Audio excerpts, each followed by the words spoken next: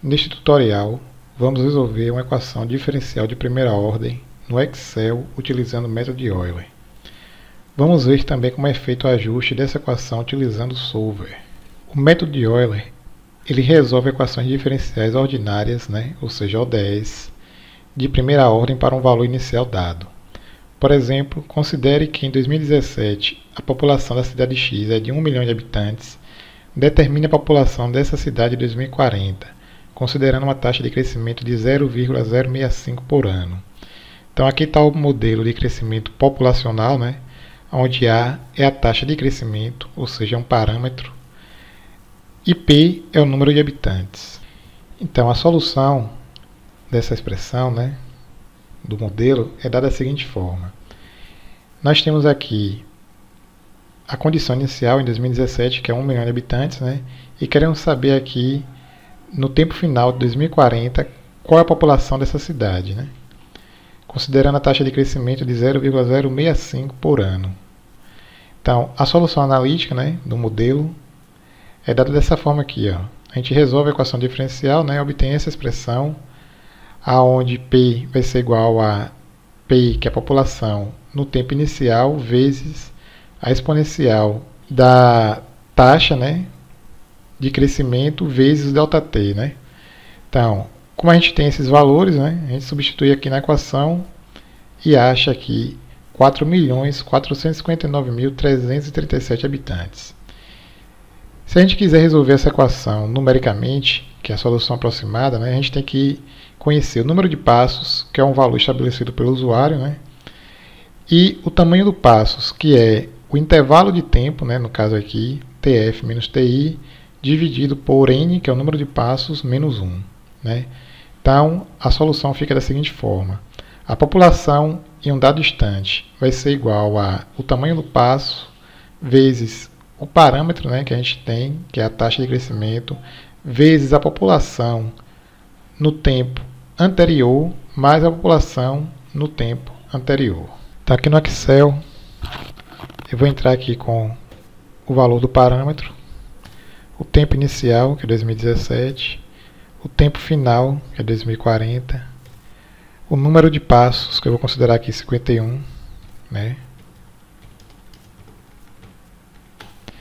o tamanho do passo, que vai ser igual a, como vimos, é igual ao tempo final, que é 2040, menos o tempo inicial, dividido pelo número de passos, menos 1. Então, esse aqui é o tamanho do passo. O tempo é calculado da seguinte forma.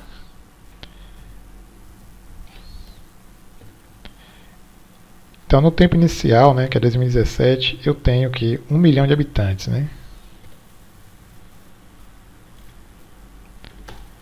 Então, 1 milhão de habitantes.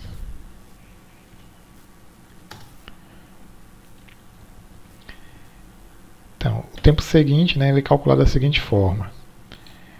Eu tenho o tempo anterior mais o passo, o tamanho do passo, que é um valor fixo. Então, eu fixo ele aqui. E eu quero saber a população em 2040. Então, preencho aqui até 2040.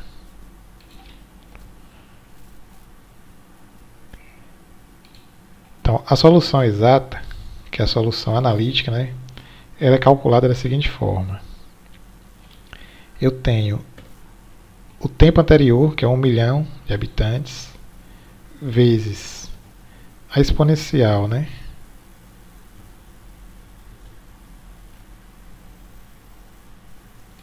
do parâmetro conhecido, vezes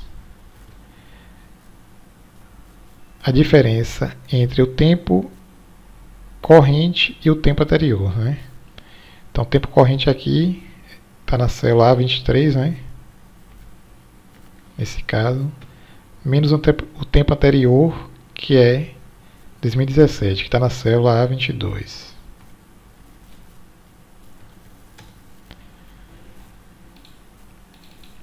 Então, até 2040 eu tenho 4.459.337 habitantes, né, conforme previsto aqui pela solução analítica, né? E a solução aproximada, calculada da seguinte forma. Então, eu tenho aqui o tamanho do passo, ele é fixo, vou fixar aqui, vezes o parâmetro, né? Que eu vou pegar aqui o parâmetro estimado, né? Que nesse caso aqui é igual ao parâmetro dado. Vezes a população no instante anterior, mais a população no instante anterior. Então, até 2040, eu tenho aqui 4.362.675 habitantes, né? Então, vou calcular aqui o erro absoluto, que vai ser a diferença entre o valor exato e o valor aproximado.